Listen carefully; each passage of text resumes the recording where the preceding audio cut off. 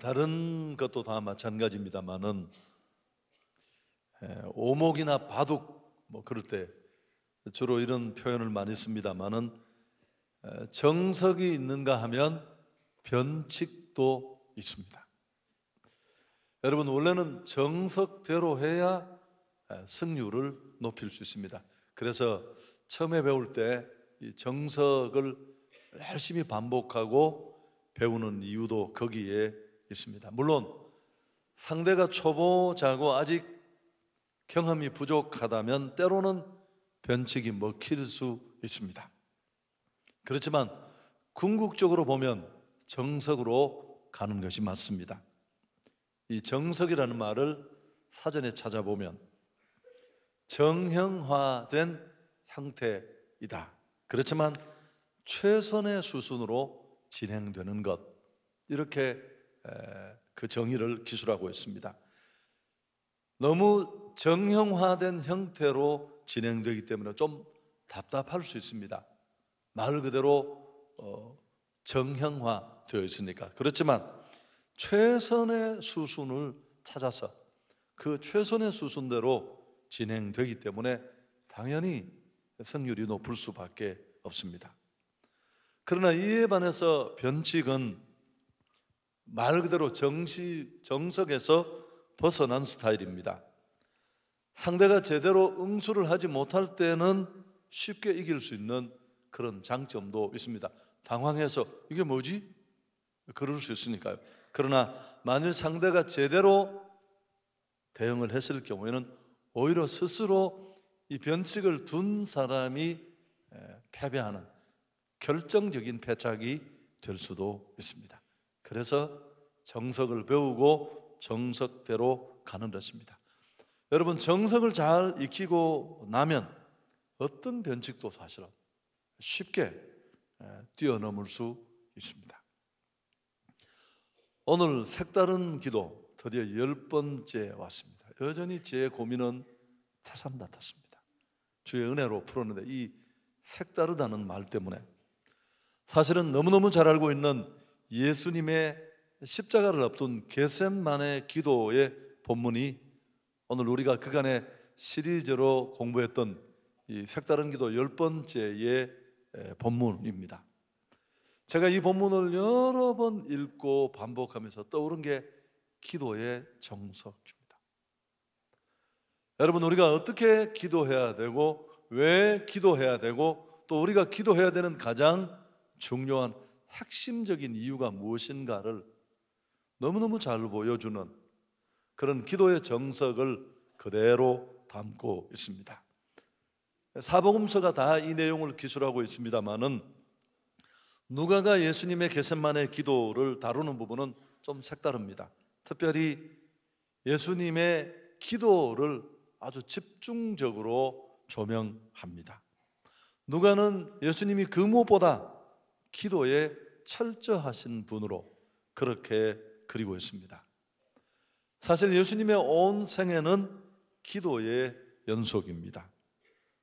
그분이 세례받을 때부터 그리고 마지막 십자가에 매달려 돌아가실 때까지 그분은 기도 없이 그 어떤 일도 행하지 않으셨습니다.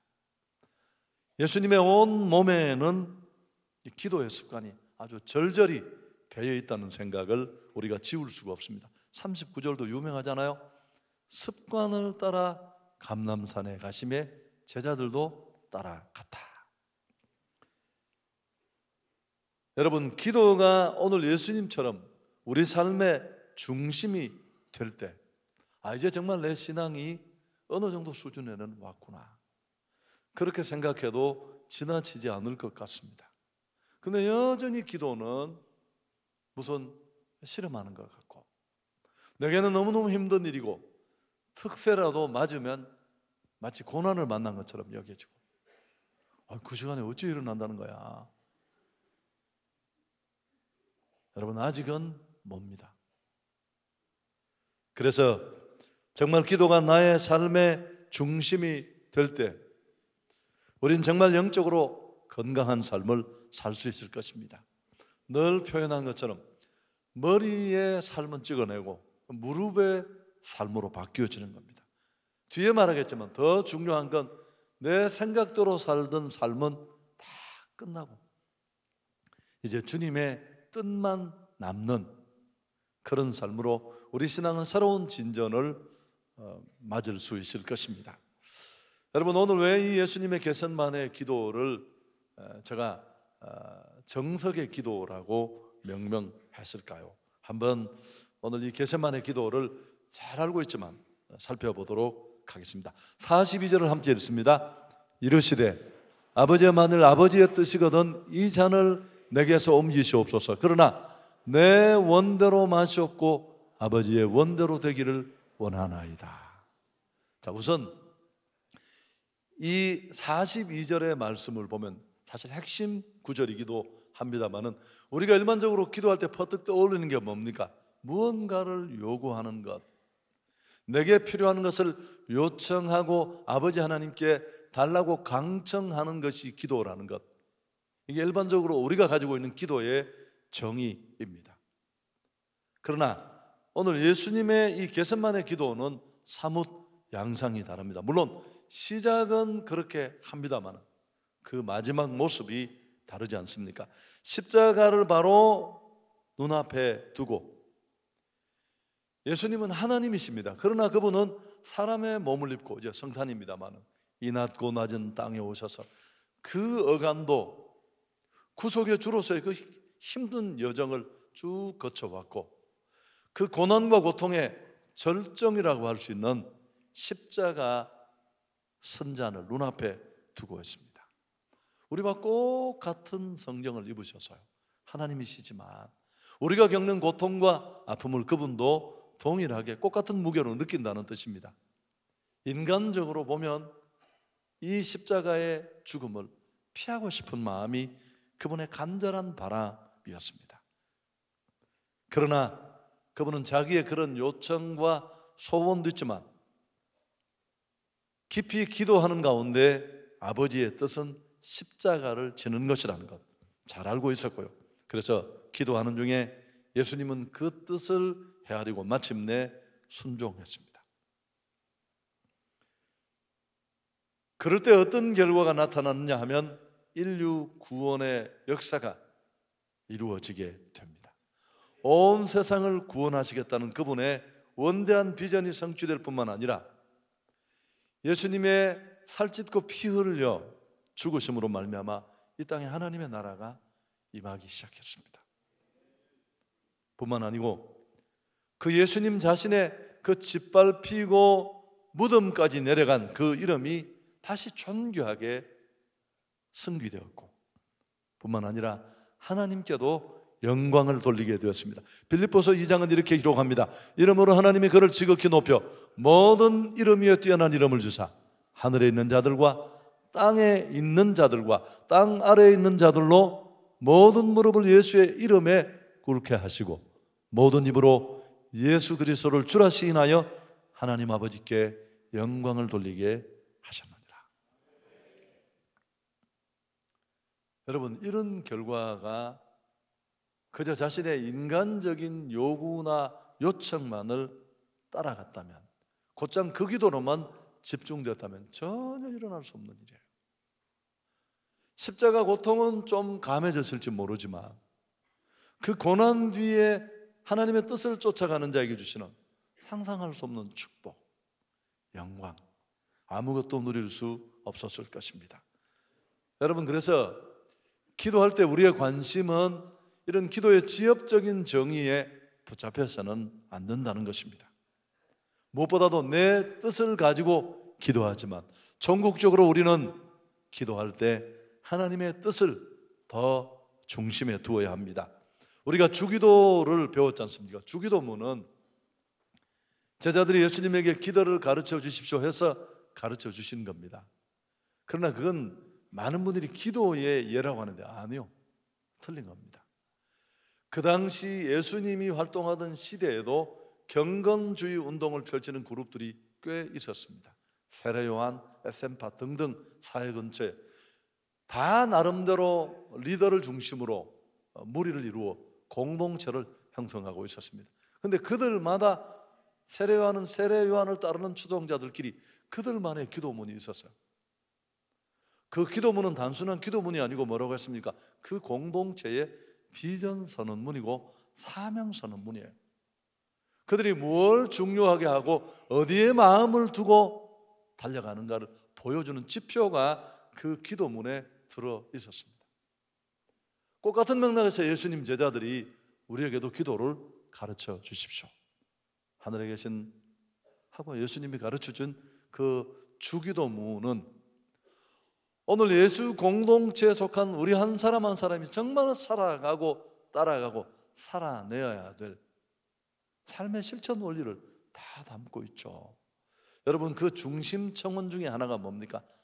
하늘에서 하나님의 뜻이 이루어진 것처럼 땅에서도 이루어지게 해 주옵소서.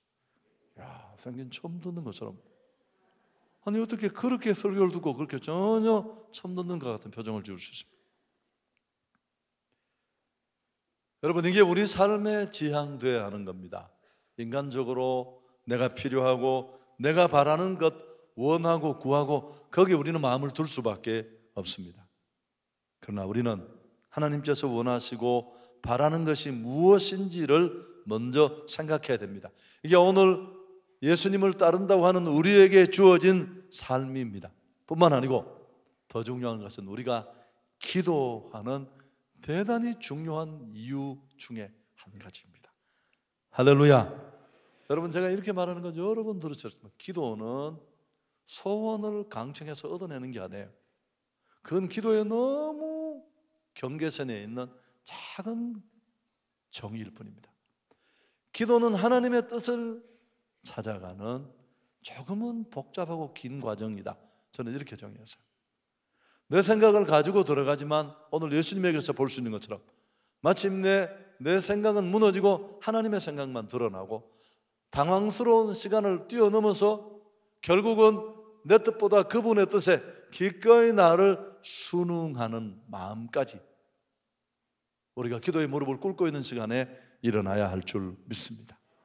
그래서 내 작은 소원이 이루어지는 것이 아니라 하나님의 뜻과 그분의 영광, 하나님의 나라, 또 나의 행복한 삶까지 포함되는 그런 결과를 만들어내야 합니다. 이게 우리가 기도하는 이유예요. 제가 오늘 예수님의 겟세마네 기도를 색다른 기도 측면에서 기도의 정석이라고 명명한 이유도 여기에 있습니다. 여러분, 기도는 몇 가지로 나눌 수 있는데요. 앞에 설명했지만 간구의 기도가 있습니다. 내 잔을 옮겨달라. 예수님이 그렇게 시작했습니다. 이건 어떤 면에서 기도의 기본형입니다. 자기 소원을 아뢰는 간구의 기도라고 할 수 있습니다. 너무너무 기본적이고 일반적이고 보편적인 기도의 모습입니다. 그러나 예수님의 기도는 여기서 멈춘 게 아니라는 거죠. 그럼 기도의 전형 정석이 될 수 없었겠죠. 예수님은 자신의 소원을 아뢰는 후에 아버지 하나님의 뜻을 구합니다. 내 원대로 마시고 아버지 원대로 되기를 원합니다. 여러분, 이게 42절에 있는 이 겟세마네 기도의 클라이막스, 이 기도를 완성하기 위해서 우리 주님은 피땀을 흘리며 처절하게 부르짖어 기도하셨습니다. 여러분, 기도는 모놀로그가 아니고 다이알로그의 톡백이 아닙니다. 함에친 한 사람이 나와서 막 눈물을 뚝뚝 쏟으면서 이거 주십시오, 저거 주십시오 하고 돌아가 버리는 게 아니에요. 상방적 대화입니다. 내가 일방적으로 소원을 던지고 토해내고 끝나는 것이 아닙니다. 내가 무엇을 하려고 애를 쓰고 그것을 이루기 위해서 하나님께 간구하기도 해야 되지만 또 그 간구할 뿐만 아니라 나를 향하신 하나님의 뜻이 무엇이고 오늘 이 어려움과 고통 속에 보여주시려는 하나님의 메시지가 무엇인지 그 뜻을 찾고 이루려는 노력이 기도 속에 필요한 줄 믿습니다.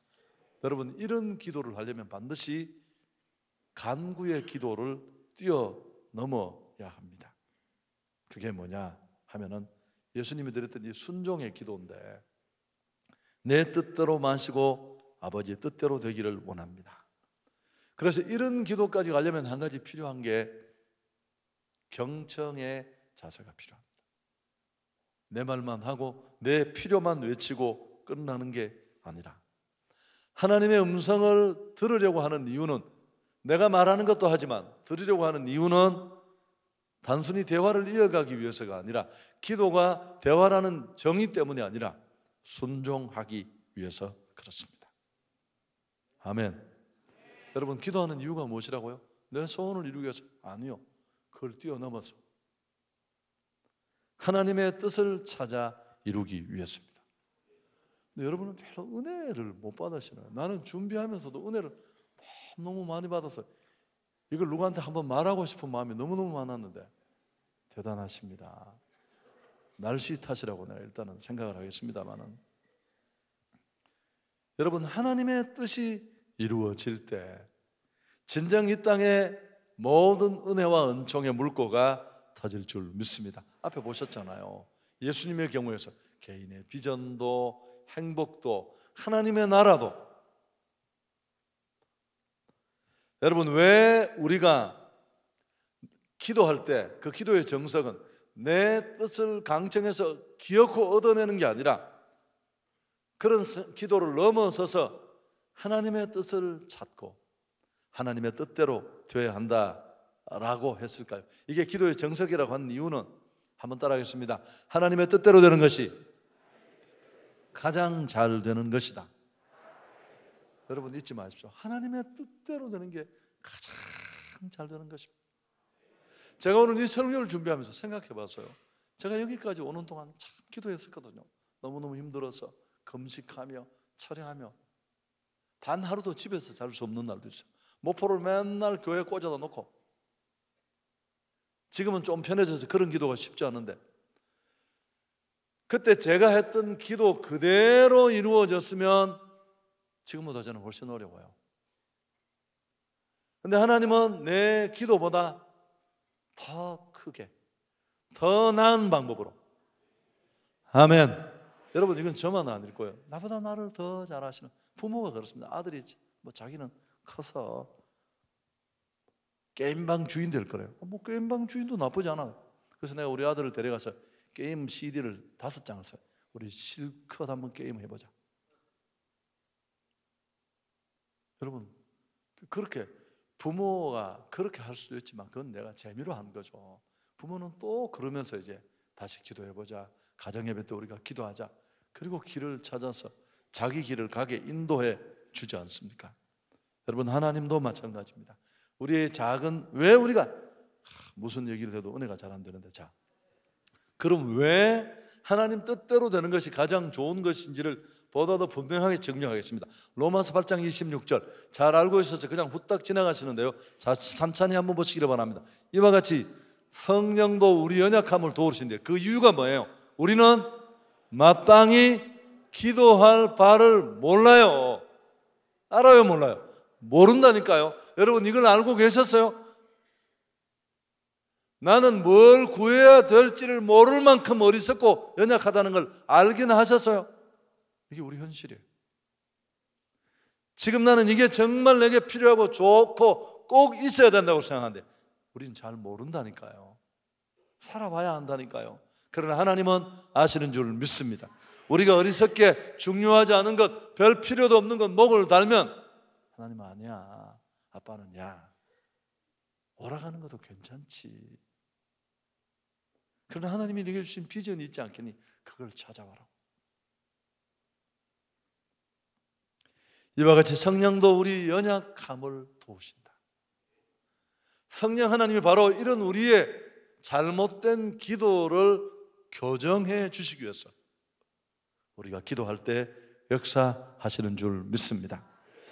여러분, 그래서 내 뜻만 가지고 기도실을 찾는 우리가 그냥 내 뜻대로 밀어서 끝나는 게 아니고 통보하듯 기도하고 저질러 버리면 어떡해요? 하나님, AB라는 남자가 있는데 내가 아무리 생각해봐도 A가 훨씬 더 괜찮은 것 같습니다 하고 토요일날 시집 가버렸어. 그럼 어떡해요? 여러분, 하나님의 뜻이 온전히 이루어지려면 어떻게 해야 될까요? 기도해야 합니다. 아멘. 그냥 의례적인 기도가 아니에요. 여러분, 이게 성경적인 기도의 정의입니다. 오늘 이 겟세마네 동산에 일어난 이 처절한 피와 땀을 쏟는 기도, 경청을 넘어서서 순종으로 가는 기도가 치열한 이유가 여기에 있어요. 예수님이 이 잔을 피하게 해달라고 기도한 게 아니에요. 여러분, 다시 보세요. 저를 보지 말고. 예수님의 인간적인 뜻은 죽고 자기를 철저하게 순종해서 그 하나님의 뜻에 내어 맡기는 순종의 사람으로 자기를 부수고 자기 생각을 찍어내는 기도가 그렇게 처절했습니다. 여러분, 기도가 적거나 치열하지 않으면 육신에 밀려요. 우린 육신하고 너무 친근하고 또 두둔하기 때문에 예수님이 피땀을 흘리며 기도하신 이유입니다. 44절, 예수께서 힘쓰고해서 더욱 간절히 기도하시니 땀이 땅에 떨어지는 핏방울같이 되더라. 여러분, 이제 많이 이렇게 설명하시잖아요.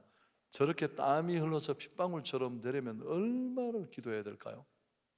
돌 하나 던질 만한 거리에 있으면 최소한 40m, 30m가 넘는 거리에서 예수님이 얼마나 부르짖었으면 그 40m 밖에 있는 사람이 기도 내용을 다 숙지할 정도였을까요? 통성 기도를 깐보는 분들 성경을 다시 보십시오.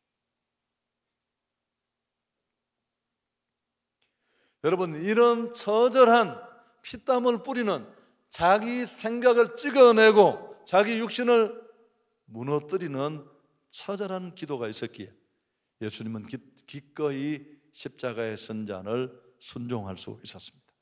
할렐루야. 겟세마네 기도가 없었다면 십자가는 없었을 수 있습니다. 얼마나 힘이 들었으면 누가는 밝히고 있지 않지만 마태복음은 3번을 같은 내용을 기도했어요. 여러분, 이건 한 번, 두 번 횟수가 중요한 게 아니라 절실함, 간절함, 처절함, 우리 안에 이런 기도가 있느냐는 거죠. 달라고 1000번씩 주문을 주시옵소서, 주시옵소서. 그 아저씨 형무소 같다고 내가 이야기했잖아.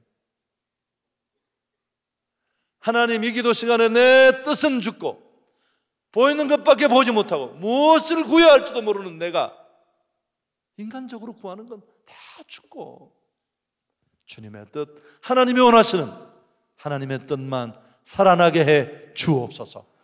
여러분, 그렇게 기도해 보셨습니까? 얼마나 기도해 보셨습니까? 기도하면서 더 나빠지는 이유는 다 여기에 걸립니다. 방향을 잘못 잡았는데 계속 밀어붙이면 민 것만큼 고집이 강해지고 간 것만큼 주님과는 더 멀어지고 기도 시간만큼 더 골치 아픈 인간이 만들어져요. 하나님이 나와 함께 했다는 생각 때문에 절대 돌아오지 않습니다. 어려워요. 여러분, 기도할 때 하늘로부터 사자가 나타나 예수님을 도왔습니다. 오늘 다 설명할 수 없겠지만 제자들은 이 시간에 졸았거든요. 결과가 어떻게 됐습니까? 예수 팔아먹고 예수님 십자가에 달리자 그 뜻도 이해하지 못할 뿐만 아니라 혹 알았더라도 직면할 은혜가 그들에게는 없었어요. 다 도망가서 무너질 수밖에 없었습니다.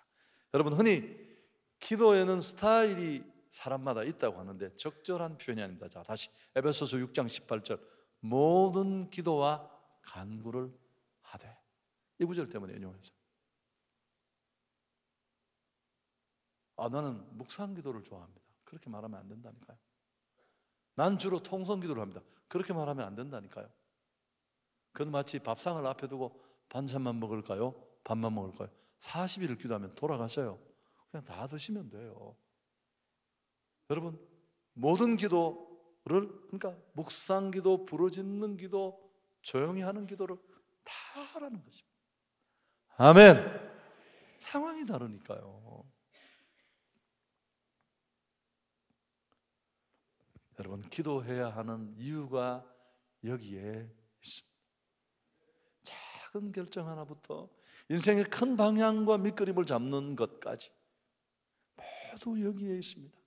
우리는 너무너무 연약하고 우둔해서 무엇을 구해야 하는지, 무엇이 좋은 것인지, 어디가 정말 길인지 잘 알지 못합니다.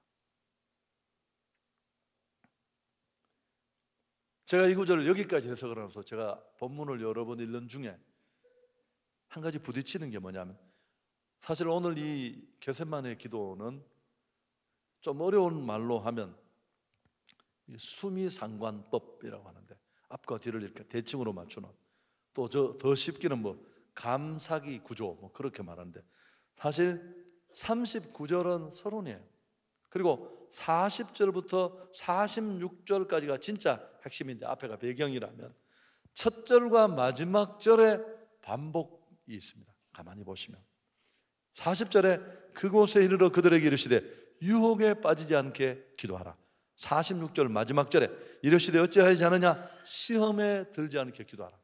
여러분, 우리가 이걸 얼마나 많이 해요. 죄 안 짓는다 이렇게만 하는데 그런 뜻이 아니에요. 40절과 46절에 왜 이런 기도를 해야만 하는지 그 이유를 보여줍니다. 유혹에, 시험에 빠지고 들지 않기 위해서인데, 제가 설교 준비하다가 왔는데 그 유혹이 시험이 뭐냐? 라는 생각이 새벽에 일어났어요. 여러분, 여기서 말하는 유혹이 뭘까요? 여기서 말하는 시험이 뭘까요? 여기서 말하는 유혹과 시험은 내 생각대로 사는 시험이고, 내 욕심대로 기도하고 욕망의 포로되어 끌려가는, 하나님의 뜻을 무시하고 하나님의 뜻을 짓밟고 내 뜻대로 살아버리는 행위가 바로 시험이고 유혹입니다. 혹 내 뜻은 이루어질지 모르지만 거기 하나님 나라는 없어요. 하나님이 나를 통해 이루시기를 원하는 비전도 사라질 줄 믿습니다. 여러분, 이게 영적 전쟁이에요. 야, 이거 못 알아먹으면 안 되는데. 여러분, 영적 전쟁은 이방 땅에 가서 전도하면서 깃발 찔고 절간에 불 지르는 게 영적 전쟁이 아니라고 했습니다. 우리가 매번 선택을 할 때마다 영적 전쟁이 일어나는 거예요. 욕망이 이끄는 내 뜻을 선택할 것이냐, 성령이 이끌어가는 하나님의 뜻을 따라갈 것이냐, 그 선택 하나가 내 이후의 인생과 사역과 삶에 일으킬 그 많은 파란들, 우리는 전혀 생각하지 않은 채, 주님은 순종의 길은 힘들었지만 그분이 그 비전을 완수했을 때 누리는 축복과 영광을 조금 전에 보지 않았습니까? 아멘. 여러분, 유혹과 시험이 이거예요. 하나님의 뜻을 변질시키고 막는 것입니다. 하나님의 역사를 성도인 내가 무너뜨리는 겁니다. 내 고집, 내 욕망을 세우기 위해서 하나님의 뜻을 팽개치고 내 뜻만 관철하려 하는 것입니다. 마귀가 우리에게서 항상 이끌어내려는 최악의 모습이에요. 우리가 이런 육신을 제압하고 하나님의 뜻을 세우는, 하나님의 나라를 만드는 사람들이면 기도가 아주 세야 돼요. 기도가 깊어야 할 줄 믿습니다. 내 육신의 실체를 알고 더 처절하게 부르짖는 그런 기도가 필요합니다. 하나님 나라가 임하게 해달라는 처절한 중심 청원도 그런 이유 때문입니다. 기도는 시험을 이기게 합니다. 기도는 모든 문제를 해결하는 열쇠와 같습니다. 여러분, 이런 측면에서 기도는 선택사항이 아니라 명령이고, 이런 차원의 기도는 정말 뜨겁게 부르짖어야 돼요. 부르짖으면 육신의 어둠들이 빠져나가고 하나님이 하늘의 신령한 것들로 우리 안에 채워주실 줄 믿습니다. 정리해 보겠습니다. 모든 인생에는 목적이 있습니다. 이 세상에 목적 없는 건 하나도 없어요. 이 손수건 하나, 이 마이크로폰, 뒤에 있는 우리 LCD 영상까지 다,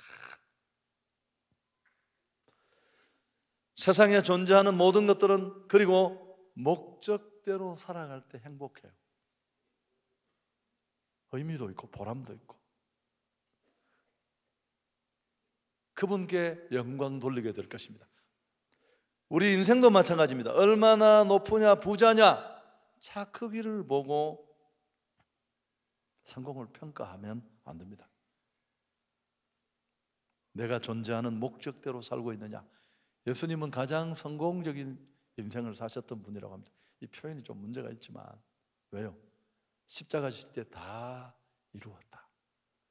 33살에 흉악한 범죄로 몰려 로마가 자국민에게 어떻게든지 행하지 않는 십자가 형벌을 받아 처참하게 죽었는데 뭘 이루었다는 거예요 도대체? 몇 사람 안수해서 살리긴 했는데 예루살렘 거리 곳곳에, 아니 지구촌 곳곳에 그분의 도움을 구하는 사람들이 얼마나 부지기수인데 뭘 다 이루었다는 거예요? 온 세상을 죄에서 구원하시려는 하나님의 목적, 예수님의 비전을 이뤘기 때문에 그렇습니다. 그게 그분을 이 땅에 보내신 하나님의 뜻이에요. 아멘.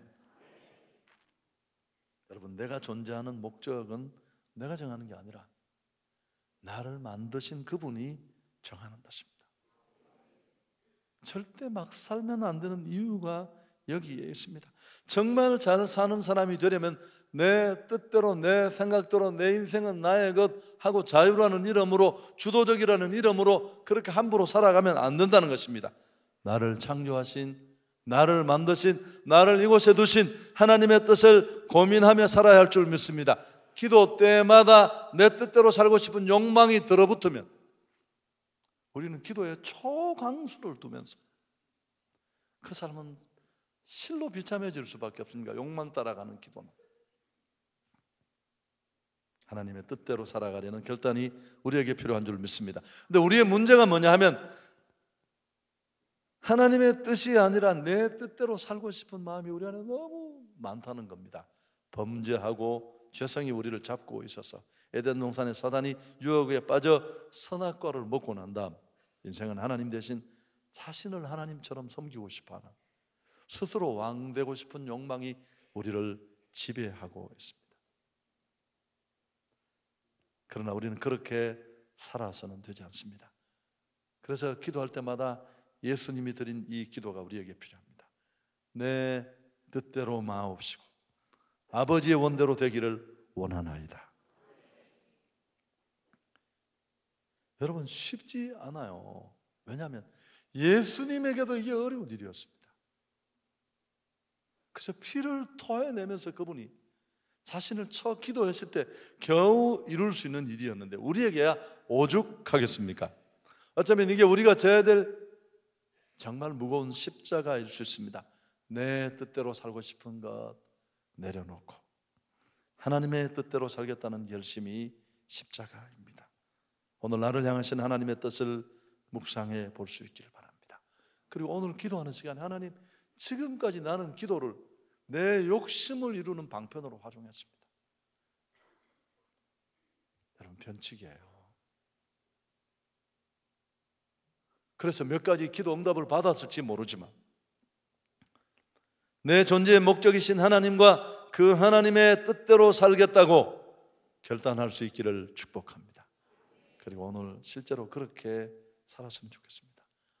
누가 왜 밥을 먹느냐고 물으면 한 입 안 먹고 오래 살려고 먹는 게 아니고 내게 분명한 비전과 뜻을 주신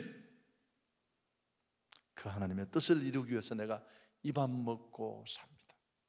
너 왜 공부하느냐고 물으면 수능 점수 많이 받아서 좋은 대학 가서 예쁜 아내 얻고 떵떵거리며 살고 싶은 게 아니라 성공과 출세가 목적이 아니라 그 일을 통해 나를 향하신 하나님의 뜻을 이루기 위해서 나는 공부합니다. 너 왜 돈 벌려고 그렇게 애쓰느냐고 물으면 나를 향하신 하나님의 부르심과 소망을 위해서 내가 오늘 돈 벌고 일합니다. 아멘. 우리는 평생 하나님의 뜻을 구해야 할 줄 믿습니다. 그리고 우리는 그 하나님의 뜻에 대해서 네 하고 순종을 하는 일이 어렵다는 것도 함께 알아야 합니다. 흔들리지 않기 위해서는 무릎을 굳게 세워야 돼요.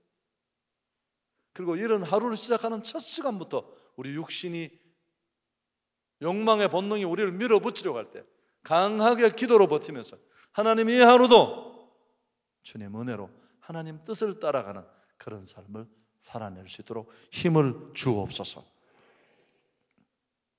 예수님이 3번씩 간구했다니까요.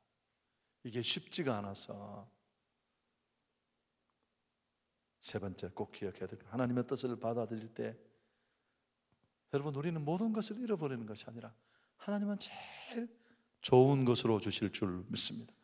처음에는 하나님의 뜻이 무너지는 것처럼 보일 수 있고요, 내가 어떻게 기도했는데 이렇게 무자비할 수 있냐고 생각할지 모르지만 마침내는 행복을, 보람을 거두게 될 줄 믿습니다. 얘기하고 설교 마치려고 오늘 집사님 공교롭게 나왔는데, 주중에 한 곳에 신방을 갔어요. 우리 성형외과 의사이신 집사님인데 신앙이 아주 좋으시죠. 제가 부임하고 초기에 우리 교회에 이제 오셔서 만났는데, 뭐 어려운 시절을 끝내고 일본 선교회 얘기를 했었어요. 사실 그때 저는 약간 긴가민가했습니다. 근데 이번에 만나더니만 이제 드디어 모든 준비가 끝나서 일본 의사 자격증도 따고 일본으로 완전히 옮겨갈 준비가 됐어요. 그래서 내가 집사님, 그게 어쩌다 된 일 같지만 결국 인생이 기도대로 간다는 것을 잘 보여준다고. 그러니까 이분이 그러시더라고요. 예전에는 막 자기가 뭘 하고 싶다 했는데 잘 안 됐거든요. 다. 지금은 아무것도 내 뜻을 구하지 않는데 그분의 뜻이 있을 뿐이고, 결국 하나님의 뜻이 있고 하나님의 시간이 돼야 이루어질 일이니, 그때 되니까 상상할 수 없는 일, 영국 학교에서 시술하는 강의를 해달라고 하고, 일본에서 건물을 10층을 임대한 사람이 와서 병원을 하라고 하고, 예전에 그렇게 힘써도 안 되는 일들이. 그러면서 이렇게 말했습니다. 저는 기도하고 내가 할 일은 열심히 하지만 이제는 계획도 없습니다. 그분이 나를 인도하시기 때문에 그렇습니다. 여러분, 내가 설명을 잘 못했습니다. 여러분 알아들으셨죠? 여러분, 이게 신앙생활입니다. 로마서 8장 14절은 신앙생활을 뭐라고 말합니까? 무릇 하나님의 영으로 인도함을 받는 사람들이 곧 하나님의 사람이다. 내가 내 마음대로 하나님을 끌고 다니는 게 아니라 하나님이 내 삶을 한순간 한순간 이끌어가고, 나는 내 생각도 내 계획도 내려놓고 그분 따라가는 것입니다. 여러분, 오늘 밤에 이 멋진 정석의 기도가 우리 안에서 큰 소리로 하나님 앞에 올려질 수 있는 밤이 되기를 축복합니다.